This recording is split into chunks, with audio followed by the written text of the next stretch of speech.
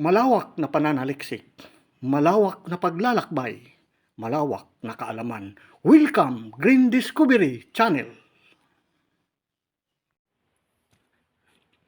Magandang araw sa lahat.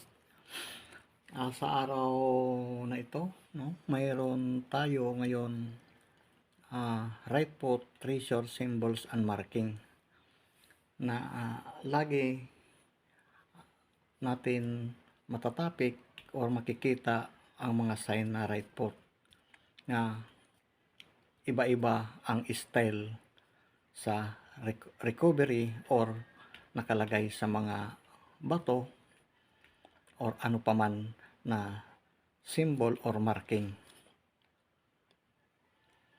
Bago tayo magpapatuloy, sana nasa mabuti tayong kalagayan.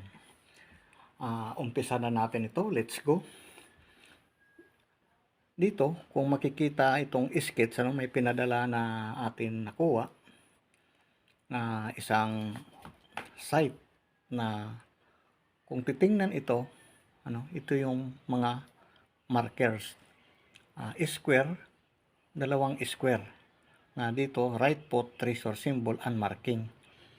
At saka meron dito triangle, at saka meron dito isa pa para dalawa, at nandito yung right foot, at saka nandito yung left foot, mayroon X ay left foot yung right foot nga para dito kamay na nakaturo pa dito sa banda ng south portion.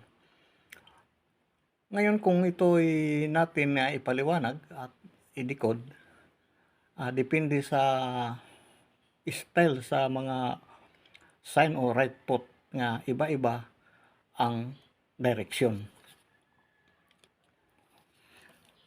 Ngayon, direkta na tayo kung saan ang items dahil ay hindi na natin ito patagalin. At ito lang ang sign, square.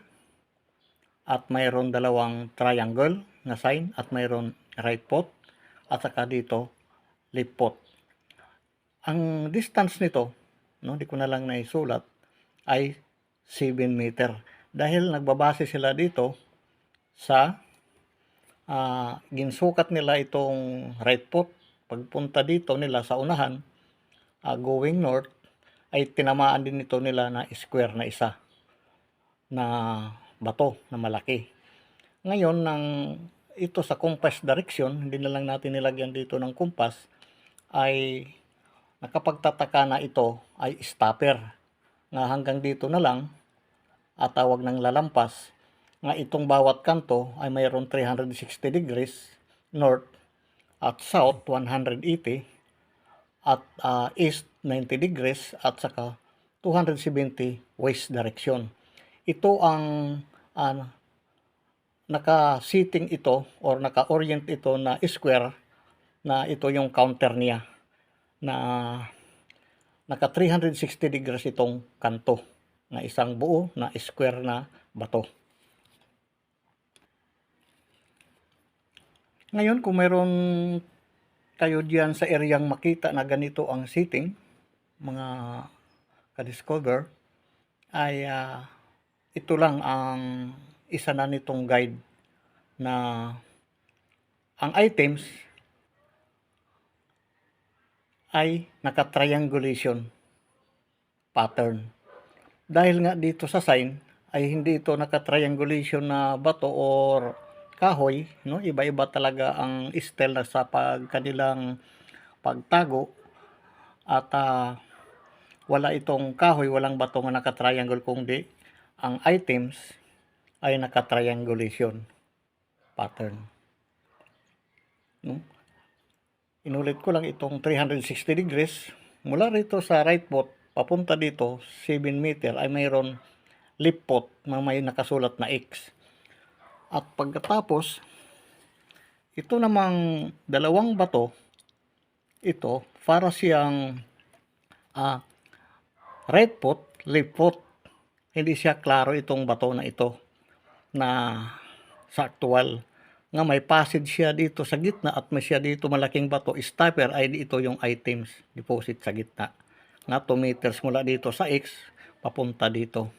malinaw itong pagkalagay nila ng deposito. At papunta naman tayo dito sa southwest.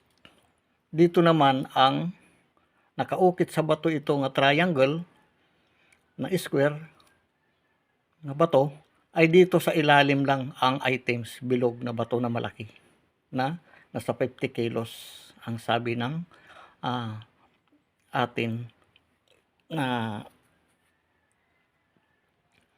pagkwentuhan. At ngayon, mula rito sa bilog papunta dito sa south portion ay nandito yung malaki na load na naman. Ibig sabihin naka-triangulation pattern dito. Kung makikita natin, ito ang pinagbasihan kapag ganito pala ang sign is tatlo na items na naka-triangulation style or pattern ang kanilang pagbaon. No? Ayan. Klaro makikita. Isa, dalawa, tatlo. So dito banda sa 360 at saka east 90 degrees ay wala silang load. Dito siya ngayon nag-cover sa south at saka west 270 at saka 180 degrees. Bali siyang half moon. At ito ang na-explore na nakuha natin ng sketch ayon sa ating na pananaliksik ay ito yung kanilang style sa sa load na kanilang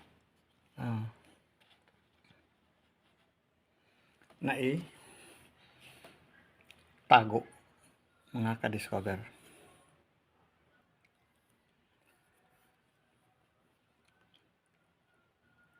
So ngayon pwede natin ito isang guide, no, na napakagandang itong pag-sketch nila nga pag meron tayong inulit ko lang makita sa inyong lugar ay isa na din ito na isang style or guide, no. Inulit ko lang, no, triangle yung sign, square din yung bato, at triangulation yung pagbaon ng deposito 1, 2, 3. At ito decoy ito na isa.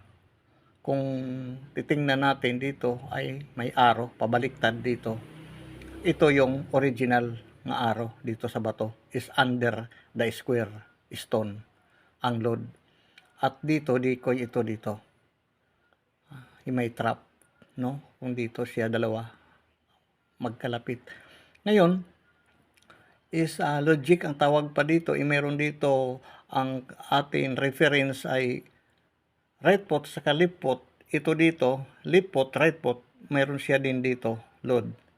Ngayon missing dito going south 180 degrees ang malaking deposit mga ka-discover. No?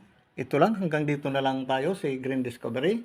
At marami po salamat sa panonood nga isa itong guide sa right foot tracer and symbol marking. Isa itong natin magandang ideya kung sakaling mayroon tayo mga sign na mga ganito nga iba-iba ang baon nila or style sa paglagay ng target or object deposit.